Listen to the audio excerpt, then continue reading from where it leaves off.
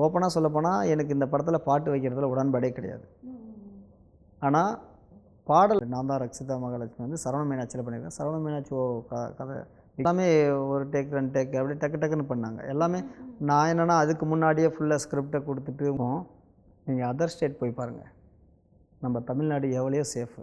ஆனால் அதையும் மீறி எனக்கு அங்கே வந்து ஹவுஸ்ஃபுல் ஆச்சு.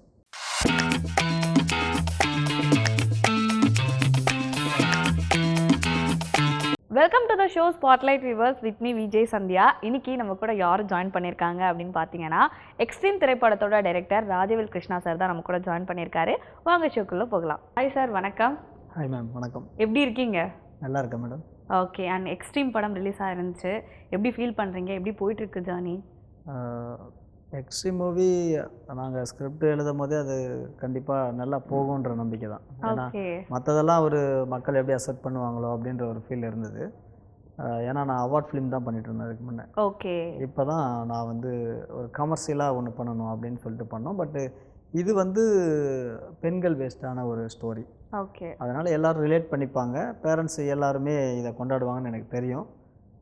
நாங்கள் எதை நோக்கி இந்த ஸ்கிரிப்ட் எழுதணுமோ அது வந்து இன்றைக்கி நடந்தது. ரொம்ப ஹாப்பியாக இருக்குது. ஓகே, இந்த படத்துக்கு வந்து எக்ஸ்ட்ரீம் அப்படின்னு பேர் வைக்க காரணம் என்ன சார்? எல்லாமே மிகையாக போகிற ஒரு விஷயங்கள் தான் எக்ஸ்ட்ரீம். நம்ம எல்லாமே அளவோடு இருந்தால் யாருக்கும் எந்த பிரச்சனையும் இல்லை, அது மீறும் போது நடக்கிற விளைவுகள் தான் இந்த எக்ஸ்ட்ரீம் சொல்ல வருது. ஓகே, இந்த படத்தில் வந்து பெண்களுக்கு எதிரான வன்முறைகள் அண்ட் கொடுமைகளை பற்றி பேசப்படுதா இந்த படம்? ஆமாம், இந்த படம் வந்து பெண்களுக்கு எதிராக நடக்கக்கூடிய அபியூஸ்மெண்ட்டை பற்றி ஸ்ட்ராங்காக பேசக்கூடிய ஒரு படம் தான்.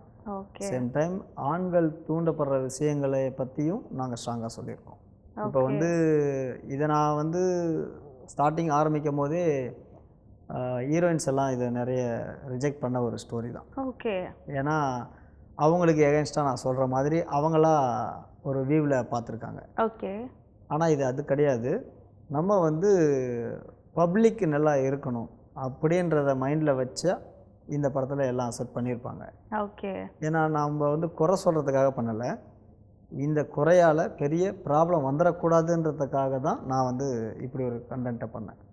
அது அவங்க சில பேர் அக்செப்ட் பண்ணவங்க இப்போ வந்து படத்தில் ஒரு நல்ல பர்ஃபார்மை காட்டி நல்ல பேர் வாங்கிட்டு இருக்காங்க. Okay, super. அண்ட் இந்த படத்தில் வந்து நட்சத்திரா நடிச்சிருக்காங்க இல்லையா? ஸோ அவங்கள வந்து இந்த கேரக்டருக்கு எப்படி சூஸ் பண்ணீங்க, எப்படி அப்ரோச் பண்ணீங்க, அதை பற்றி எங்களுக்காக சொல்லுங்கள். அபிநக்ஷத்ரா அயலி அவங்க வந்து லீடாக பண்ணியிருக்காங்க. அப்புறம் ரக்ஷிதா மகாலட்சுமி அவங்களும் பண்ணியிருக்காங்க. இப்போ வந்து இது பெண்கள் பேஸ்டான ஒரு ஸ்டோரி அப்படின்ட்டு நம்ம முதல்ல பிளான் பண்ணும் போதே ஒரு அப்பாவித்தனமான ஒரு பொண்ணு. ஓகே, ஏன்னா ஒரு ஒரு போல்டான இன்னொரு பொண்ணு. இதெல்லாம் இன்னும் அவங்கள விட போல்டான ஒரு பொண்ணு. இந்த மாதிரியான ஒரு 3 கேரக்டர்ஸ் ரொம்ப இம்பார்ட்டண்ட் இந்த படத்துக்கு. அப்படி பண்ணும்போது நான் ஃபஸ்ட்டு வந்து ஸ்டோரி சொன்னது நம்ம அயலி அபி. ஓகே, அயலி அபி வந்து நான் பிழை படம் பண்ணும் போதே ஆடிஷன் வந்த பொண்ணு தான். குட்டியாக இருப்பாப்ப. என்னுடைய ஃப்ரெண்டு அவங்க அப்பா வந்து ரொம்ப நாளாக நம்மளை ஃபாலோ பண்ணிகிட்டு இருந்தார். அதுக்கப்புறம் அயலி ரொம்ப ஹிட் ஆச்சு. ஆனால் அப்பையும் அவர் அதே டச்சில் தான் இருந்தார். ஓகே, அப்போ நான் இந்த மாதிரி ஒரு கண்டென்ட் பண்ணும்போது முதல்ல வந்து போயிட்டு அவங்கக்கிட்ட சொன்னேன். அப்போ வந்து ஏதோ ஒரு சரத்குமார் சார் படத்தில் ஆக்ட் பண்ணிகிட்டு இருந்தாங்க. ஓகே, ஸ்பாட்டுக்கு போய் இந்த மாதிரி சொன்னேன், செம்மையாக இருக்குது சார், செம்ம ட்விஸ்ட்டு பயங்கரமாக இருக்குது, எனக்கு ரொம்ப ஆசையாக இருக்குது, நான் இதை பண்ணணும் அப்படின்னு, அதுக்காக தான் உங்களை தேடி வந்திருக்கேன் அப்படின்னு சொல்லிட்டு, சரி நான் கண்டிப்பாக பண்ணுறேன் சார் அப்படின்னாங்க.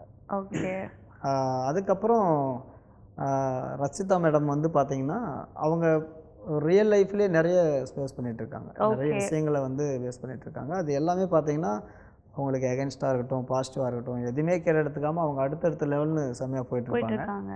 அந்த புல்லட்டு ஓட்டுற அந்த ஒரு இதெல்லாம் பார்த்தேன், நான் அவங்களோட இன்ஸ்டாவில் பார்த்தேன்.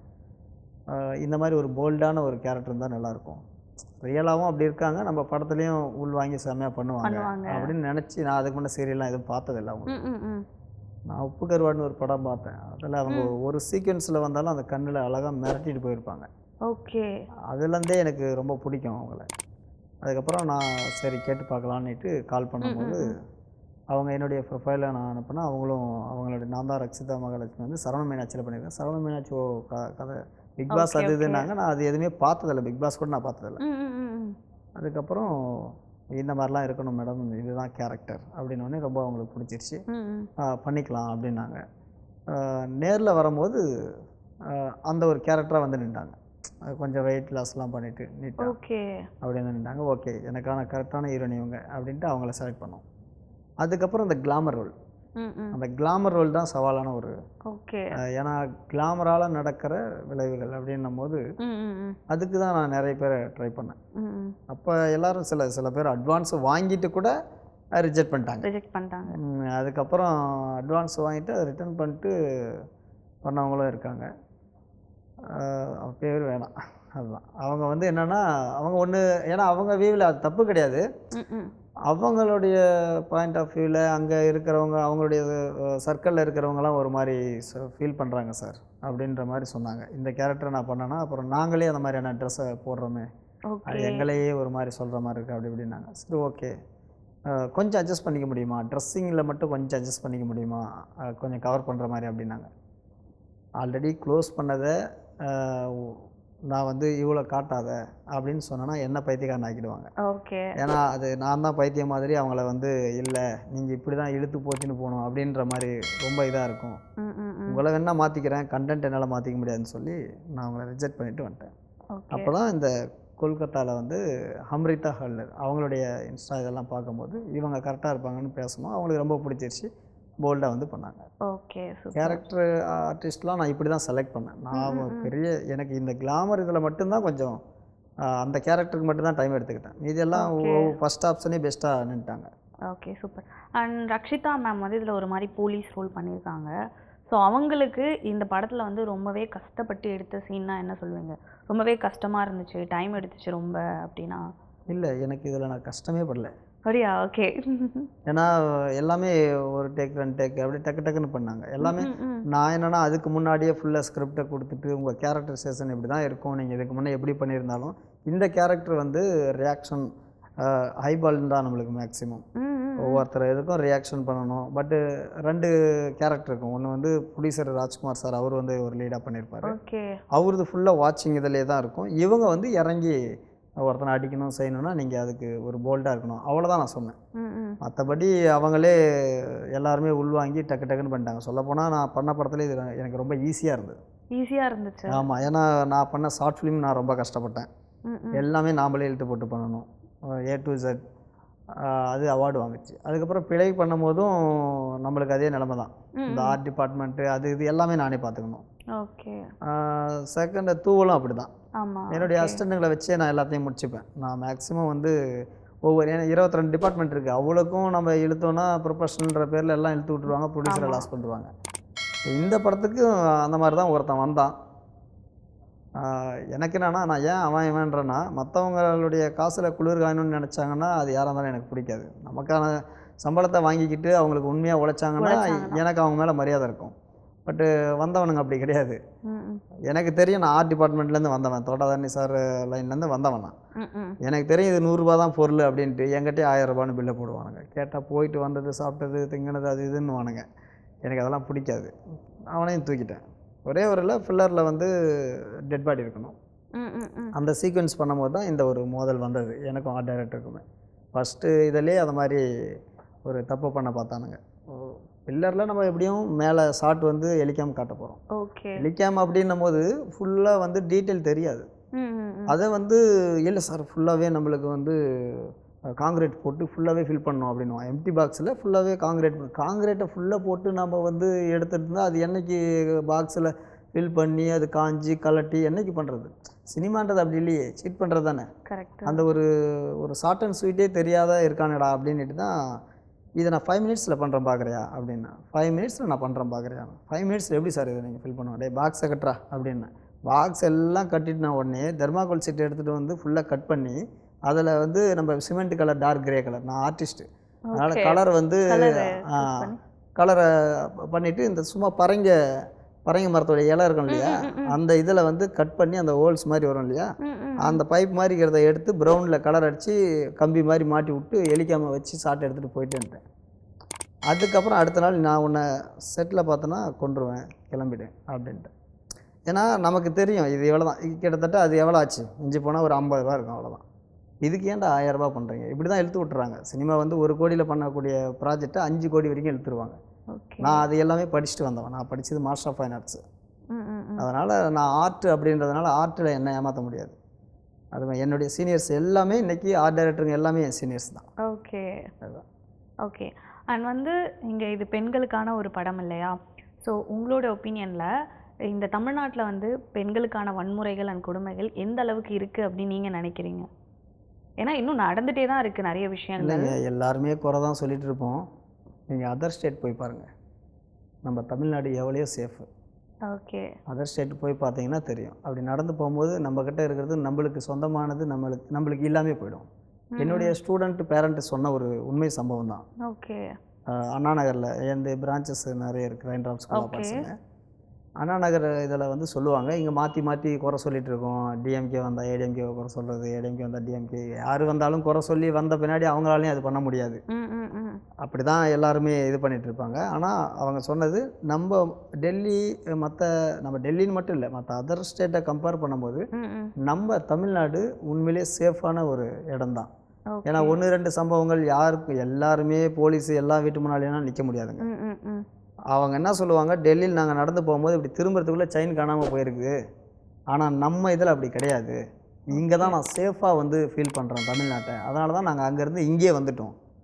இன்னொருத்தரும் சிங்கப்பூரில் செட்டில் ஆனவங்களும் அங்கே இருக்கிற கல்ச்சர் அது இது எல்லாமே பார்த்துட்டு இது நமக்கு சேஃப் கிடையாது. கல்ச்சர் அப்படின்றது நம்மளை வந்து சேவ் பண்ணுறதுக்கான ஒரு விஷயந்தான். ஆமாம்.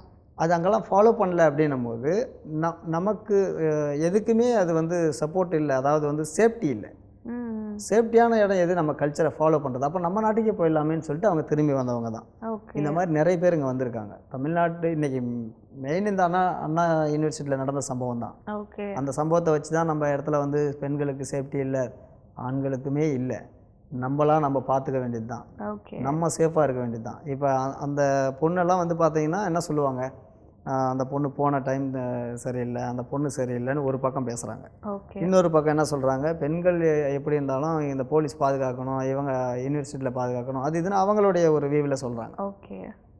இதில் இது ரெண்டுத்துக்குமான எல்லாருமே கருத்தை தான் சொல்கிறாங்களே தவிர இதுக்கான சொல்யூஷன் என்ன அப்படின்னு யாரும் சொல்லலை.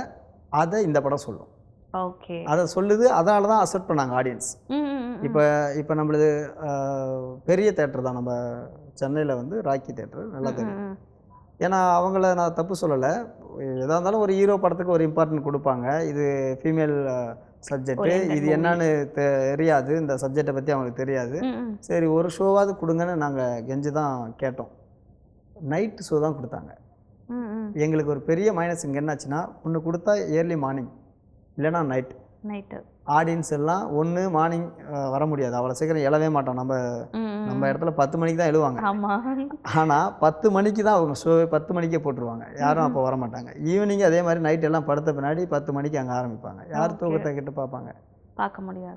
இந்த மாதிரி தான் எங்களுக்கு கொடுத்தாங்க. ஆனால் அதையும் மீறி எனக்கு அங்கே வந்து ஹவுஸ்ஃபுல் ஆச்சு ராக்கியில். உடனே என்ன ஆச்சுன்னா, உடனே ஒரு நாள் தான் கொடுப்பேன்னவங்க அடுத்த நாள்னு போய் கொடுக்க ஆரம்பித்து நேற்று வந்து 4 ஷோ ஓப்பன் பண்ணாங்க. அது காரணம் என்னென்னா, அந்த நம்ம முப்பாசா படம் ஓடுது இல்லைங்களா, அதுக்கு ஒரு டீம் காலேஜ் டீம் வந்தது. இது எனக்கு வந்து இந்த சினிமாவில் நடக்கிற மாதிரியே நடந்தது. வந்தாங்க, ஷோ கேன்சல் பண்ணிட்டாங்க, கூட்டம் அதிகமாக இல்லை, ஏன்னா அது ரொம்ப நாளாக ஓடிட்டுருக்கு, கூட்டம் இல்லாதனால கேன்சல் பண்ணிட்டாங்க. அப்போ என்ன போகலான்னு நம்ம படம் மட்டும்தான் ஓடிட்டு இருந்தது.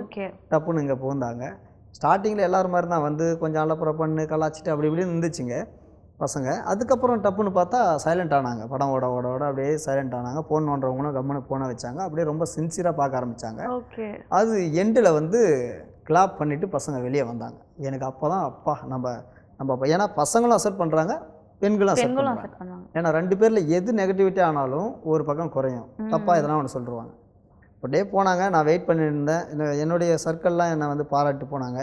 எனக்கு அதெல்லாம் பெருசாக தெரியல. ஏன்னா என்னுடைய வளர்ச்சியில் நலம் விரும்பிகள் வந்து நான் என்ன சொன்னாலும் பாராட்டு போவாங்க. இந்த பசங்க அப்படியே போனாங்க, அப்படியே போய் நின்றாங்க, பேசினாங்க. அப்புறம் டப்புன்னு வந்தாங்க, டப்புன்னு கையை கொடுத்தாங்க. கலக்கிட்டீங்க சார் அப்படின்னாங்க. எனக்கு அப்படியே தூக்கி வாரி போட்டுருச்சு. என்னப்பா அப்படியே எப்படிப்பா பிடிச்சதா? இல்லை, இது உண்மையிலே இப்போ தேவையான ஒரு படம், இப்போ தேவையான படம். ஏன்னா ஒரு பசங்களுமே எந்த விதத்தில் பார்க்கணும், ஒரு பொண்ணுங்களுமே எந்த அளவுக்கு லிமிட்டாக இருக்கணும், பசங்களுமே எப்படி இருக்கணும், 2 பேருக்கும் நெத்தி அடிக்கிற மாதிரி ஒன்று சொன்னீங்க. அதுவும் கிளைமேக்ஸில் நம்ம பப்ளிக் பிளேஸில் நம்ம வந்து உட்காந்து இப்போ அண்ணா நகர் பார்க்லாம் பார்த்தீங்கன்னா அதை கிஸ் பண்ணுறது அது இதெல்லாம் நடக்கும். பப்ளிக் அதை கொஞ்சம் கூட இடம் பொருள் எவளே தெரியாமல் அவங்க வந்து நடந்துக்கிறாங்க. கிளைமேக்ஸில் அவங்க அந்த ஒரு குழந்தைங்க வந்தவொடனே அப்படி விலகி உட்காருவாங்க. கலக்கிட்டீங்க சார் நீங்கள் அப்படின்னு சொல்லிட்டு போனாங்க. பயங்கரமான ஹாப்பியாக இருந்தது. ஒரு ஒரு பெரிய விருது வாங்கின மாதிரி ஒரு இதாக இருந்தது எனக்கு. ஓகே. அப்படியே பார்த்தீங்கன்னா நைட் ஷோ ஹவுஸ்ஃபுல்லு. நைட் ஷோவும் ஈவினிங்கும் ஹவுஸ்ஃபுல்லு. அதுக்கு முன்னே ஆவரேஜாக போச்சு. ஹவுஸ்ஃபுல் ஆகிட்டு வரும்போது எங்களுக்கு ஷோ வந்து 2 ஷோ இன்க்ரீஸ் பண்ணிட்டான் இன்னைக்கு. ஓகே. எப்படின்னா இப்போ வந்து கேம் சேஞ்சர் ஓடுது, அந்த படம் வருது அப்படின்னாலே எல்லாத்தையும் தூக்கிடுவான் அப்படின்னு சொல்லிட்டு ஒரு 4-5 படம் வருது. எல்லா படமும் வருதுன்னும் போது அங்கே இருக்கிறதே 3 ஸ்க்ரீனு. நம்ம படம் நேற்றோ அவ்வளோதான்டா எடுத்துருவாங்கடான்னு கொஞ்சம் ஃபீலாக இருந்தேன். அப்படி இருந்து ஒரு வாரம் ஓடிச்சு. இருந்தாலும் நம்ம விதி அவ்வளோதான் போல் நம்ம படம் அப்படின்ட்டு கொஞ்சம் ஃபீலாக தான் இருந்தேன். டப்புன்னு பார்த்தா இவங்க ஓப்பன் பண்ணாங்க 2 ஷோ. அதுவும் இன்னைக்கு கேம் சேஞ்சர் எவ்வளோ பெரிய படம், சங்கர் சாருடைய படம். அதுக்கு மத்தியில் இன்னும் சில படங்கள்லாம் வந்திருக்கு, ஆர்டிஸ்ட் இருக்கிற படமே வந்திருக்கு. ஆனால் அந்த ஆர்டிஸ்ட் இருக்கிற ஒரு சின்ன பட்ஜெட் படத்துக்கு ஒரு ஷோ தான் ஒதுக்கியிருக்கான். இது ஒரு வாரம் ஓடின படத்துக்கு 2 ஷோ ஒதுக்கியிருக்கான். ஓகே. இப்போ எனக்கு கொடுக்கவே தயங்கின ஒரு தேட்டரில் இன்றைக்கி எங்களுக்கு இன்க்ரீஸ் பண்ணியிருக்கான் அப்படின்னா அதுதான் பெரிய சக்ஸஸ். கண்டிப்பாக எங்களுதும் இப்போ வந்து அடுத்தடுத்து ஏன்னா அந்த கண்டென்ட்டு எல்லாருக்கும் நேற்று நைட்டு மட்டுமே ஒரு 10-15 ஆட்டோ டிரைவர்ஸு இனிமேல் யார் வந்தாலும் நாங்கள் சொல்லுவோம் சார் இந்த படத்தை பற்றி ரெஃபர் பண்ணுவோம், அவ்வளோ அருமையாக இருக்குது சார் அப்படின்னு கட்டி பிடிச்சி அவங்க பாராட்டு போனாங்க. எனக்கு அவ்வளோ ஹாப்பி. நேற்று அந்த ஹாப்பியில் இருக்கும்போது தான் இவர் கால் பண்ணார். உடனே நான் அந்த ஒரு இதிலே வந்துட்டேன். இன்றைக்கி 3 மணிக்கு ஷோ அங்கே போடுறாங்க. ரக்ஷிதா மேடமுடைய ரசிகர்கள்லாம் அங்கே கொண்டாட ரெடியாக இருக்காங்க. ஓகே. மேடம்க்கு நான் இங்கே தேங்க்ஸ் சொல்லணும். ஏன்னா அவங்க இவன் எப்படி பண்ணுவாங்க செய்வாங்க அந்த மாதிரி எதுவுமே இல்லாமல் என்னுடைய ஃபஸ்ட்டு படம் பார்த்தாங்க, நம்பிக்கை வச்சாங்க, எல்லாரும் வந்து நல்லபடியாக பண்ணி கொடுத்தாங்க. அது வரைக்கும் நான் எல்லா ஆர்டிஸ்ட்டுக்கும் இங்கே தேங்க்ஸ் சொல்லணும். Okay, super. அண்ட் வந்து இன்னொரு விஷயம் என்னென்னா, இப்போது நிறைய வன்முறைகள் பெண்களுக்காக இருந்துகிட்டே இருந்தாலும் சரி, பட் ஒரு சில காரணம், ஒரு சிலர் இதுதான் அதனால தான் வந்து இது நடக்குது அப்படின்னா என்ன சொல்லுவீங்க? இப்போ வன்முறைகளாக இருக்கட்டும், நடக்கிற கொடுமைகளாக இருக்கட்டும், இதெல்லாம் வந்து இவங்க இப்படி இருக்கிறதால தான் காரணம் அப்படின்னா யாரை சொல்லுவீங்க சொல்லுங்க? அதாவது வன்முறை அப்படின்னு வர்றது ஒவ்வொருத்தனுடைய நினைப்பு, அவன் பார்க்குற பார்வை இதில் தான். அதாவது வந்து நம்ம இவங்களால மட்டும்தான் அப்படின்னு சொல்ல முடியாது. எஸ், அது எந்த ஒரு விஷயத்துலையுமே இவங்களால மட்டும்தான்லாம் கிடையாது. இப்போ வந்து ஒவ்வொரு விஷயம் ஈர்க்கப்படுது அப்படின்றது வந்து ஒருத்தனுக்கு ஒருத்தனை வெட்டி ரத்தம் பார்த்தா அவனுக்கு ஈர்க்கும். அவன் அதனால் வன்முறையை நேசிப்பான். சிலர் சினிமாவை பார்த்து இவனை மாதிரி நாம் ஆகணும், இப்படி தான் வெட்டணும் குத்தணும்னு அவனுக்கு ஒரு புரிதலே இல்லாமல் அப்படி பார்த்து போகிறவனும் இருக்கான். இன்னொருத்தன் பார்த்தீங்கன்னா இந்த தாதா கெத்துனாவே நம்ம வந்து 10 பேர் அடிக்கிறது தான் அப்படி இப்படின்ட்டு அப்படியே நினச்சிட்டு இருக்கான். இன்னொருத்தர் நம்ம இப்படி தான் ட்ரெஸ் பண்ணணும் அப்படின்னுவான். இதை யார் வந்து நம்மளை கண்ட்ரோல் பண்ணுறது? என் இஷ்டம், என் உடை, என் உரிமை, இப்படியும் இருப்பாங்க. இவங்க எல்லாருமே பார்த்தீங்கன்னா அவங்களுடைய ஒரு செல்ஃபிஸ்க்காக பண்ணுவாங்க. பட் இதனால் யார் பாதிப்பு அடைவாங்க அப்படின்ற ஒரு விஷயத்த சொன்னால் இவங்க எல்லாமே நேச்சுரல் இதுதான் உணர்ந்து தன்னை மாற்றிப்பாங்க. அப்படி மாறும் போது எந்த இதுவுமே நடக்காது. அதை தான் என் படம் சொல்ல வருது. Okay, super. அண்ட் வந்து இந்த படம் வந்து பெண்களுக்கு தாண்டி இந்த ஆடியன்ஸ்லாம் வந்து கண்டிப்பாக பார்க்க வேண்டிய படம் அப்படின்னு எல்லாரும் பார்க்க வேண்டிய படமாக இருந்தாலும் இவங்களுக்கு இதில் வந்து முக்கியமான கருத்துக்கள் நிறைய இருக்குது அப்படின்னா என்ன சொல்லுவாங்க? இது எல்லாருக்குமே, அதாவது வந்து நேற்று வந்த ஒரு பொண்ணு வந்து 2 டைம் வந்து பார்த்தா. அவள் என்ன ஒரு ஒரு 10 வயசுக்குள்ளே தான் இருக்கும். ஓகே. இது ஆனால் எங்களுக்கு 16+ தான் கொடுக்குறாங்க வீடியோவில். ஆனால் சின்ன பொண்ணுங்களும் அதை லைக் பண்ணுறாங்க. நான் அந்த மாதிரி தான் எடுத்திருப்பேன். என்னுடைய டைட்டிலே அந்த கதையை சொல்ல ஆரம்பிச்சிடும். நான் ஏதோ போயிட்டு ஒரு சாங்கெல்லாம் போட்டுட்டு அப்படி இல்லை, எடுத்த உடனே கதையில் ஸ்டார்ட் பண்ணுறேன் வந்து. ஏன்னா அதனால தான் சொல்லுவேன், டைட்டிலுக்கே வந்துடுங்க, கதை அங்கேயே ஸ்டார்ட் ஆகிடும். ஒன்றை விட்டாலும் உங்களுக்கு கன்வே ஆகிறது கஷ்டம். அந்த அளவுக்கு தான் அந்த படம் அடுத்து என்னன்னு ஒரு நான் லீனரில் போகும். நான் நிறைய கொலாப்ஸ் பண்ணி கொடுத்துருப்பேன், ஆனால் எல்லாமே கன்வே ஆகிடும். ஓகே, அதுதான் அந்த படத்துடைய ப்ளஸ். ஒரு சாதாரண C கிளாஸ் பீப்புள் கூட கன்வே ஆகும். ஓகே, என்னுடைய அசிஸ்டண்டே அதான் சொல்லுவாங்க, உங்கள்கிட்ட ஒரு ப்ளஸ் என்னென்னா C கிளாஸ் பீப்புளுக்கும் கன்வே ஆகிற மாதிரி நீங்கள் கதை சொல்கிற விதத்தை சூப்பராக பண்ணுவீங்கண்ணா அப்படின்னு. நான் இந்த படம் எனக்கு அந்த ஒரு பேரை கொடுத்தது. ஓகே, இது எல்லாருக்குமான ஒரு படம் அப்படின்னா சின்ன பசங்க அந்த சின்ன வயசுலேருந்தே நம்ம விதைக்கணும். இப்படி இருந்தால் இப்படி நடக்கும், இப்படி இருக்கக்கூடாது, இப்போ தூண்டப்படவே கூடாது. அப்போ தூண்டுறதுக்கான விஷயத்தையும் நீ பண்ணக்கூடாது. அது ஆணாக இருந்தாலும் பெண்ணாக இருந்தாலும். ஹார்மோன் அப்படின்றது, ஹார்மோனுக்கு உணர்ச்சி மட்டும்தான் தெரியும். ஓகே. அதை கட்டுப்படுத்துறது நம்மளோட கையில் இருக்கு. நம்ம வந்து கட்டுப்படுத்தலை அப்படின்னா அதனுடைய விளைவு ரொம்ப பெருசாக இருக்கும். இதை தான் இந்த படம் வந்து அழுத்தமாக சொல்லும். அதனால் சின்ன பசங்கள்லேருந்து பெரியவங்க வரைக்கும் இந்த படத்தை பார்க்கலான்னு தான் கமெண்ட்ஸும் வந்துட்டுருக்கு. அதனால் இது எல்லாருக்குமான ஒரு படம். அதாவது மெயின் இந்த வன்முறைகள் நீங்கள் சொல்கிற மாதிரி இந்த அபியூஸ்மெண்ட்டு இதெல்லாம் நடக்கிறதுக்கு எல்லாரும் ஒவ்வொரு கோணத்தில் சொல்லிட்டாங்க. மேம் நான் இந்த ஒரு யாரும் சொல்லப்படாத ஒரு கோணத்தை எடுத்துகிட்டு வந்து இங்கே நிறுத்தியிருக்கேன். அதை பார்க்கும்போது இன்றைக்கி இதை ரிஜெக்ட் பண்ணுறவங்க கூட அக்செப்ட் பண்ணிப்பாங்க. ஃபார் எக்ஸாம்பிள் நம்ம ரக்ஷிதா மேடம் கூட ஸ்டார்டிங் வந்து நாங்கள் 2 பேரும் பேசும்போது பெண்களுக்கு நடக்கிற அபியூஸ்மெண்ட்டை ஒரு ஒரு எஸ்ஐ போலீஸ் வந்து எப்படி வந்து கண்டுபிடிச்சி அதுக்கான ஒரு சொல்யூஷனை சொல்கிறாங்க அப்படின்ற மாதிரி தான் கதை சொன்னார். இப்போ கொஞ்சம் இதாக பேசுகிறாரு அப்படின்ற மாதிரி ஃபஸ்ட்டு எங்களுக்குள்ள ஒரு கருத்து வேறுபாடு லைட்டாக ஒரு ப்ரெஸ் மீட்லேயே வந்தது. படத்தை பார்த்துட்டு மேடம் என்ன சொன்னாங்க, அவர் சொல்கிறது கரெக்ட், எல்லாத்துக்கும் ஒரு லிமிட் இருக்குது, அந்த லிமிட்டை தாண்டதுனால தானே இவ்வளோ ஒரு விளைவு நடக்குது, அது அழகாக படம் பிடிச்சி அந்த ஸ்க்ரீன் பிளே சூப்பராக அவர் பண்ணியிருக்காருன்னு லாஸ்ட்டாக அந்த ஃபஸ்ட்டு நாள் ஷோவில் வந்து அவ்வளோ பாராட்டு போனாங்க மேடம். அதுதான் இப்போ மேடம் எப்படி அக்செப்ட் பண்ணுறாங்களோ அதை தான் மற்ற எல்லாரும் அக்செப்ட் பண்ணுவாங்க. கரெக்ட். அப்படி பண்ணும்போது நம்ம எதுக்காக இதை பண்ணமோ அதுக்கான ஒரு பலன் கிடைச்சிச்சுன்னு தானே, அதுதான் எனக்கு கிடைச்சிருக்கு. சூப்பர். ஓகே, இந்த படத்தில் வந்து பாடல்கள்லாம் வந்து எப்படி இருக்கும் சார்? ஓப்பனாக சொல்லப்போனால் எனக்கு இந்த படத்தில் பாட்டு வைக்கிறதுல உடன்பாடே கிடையாது.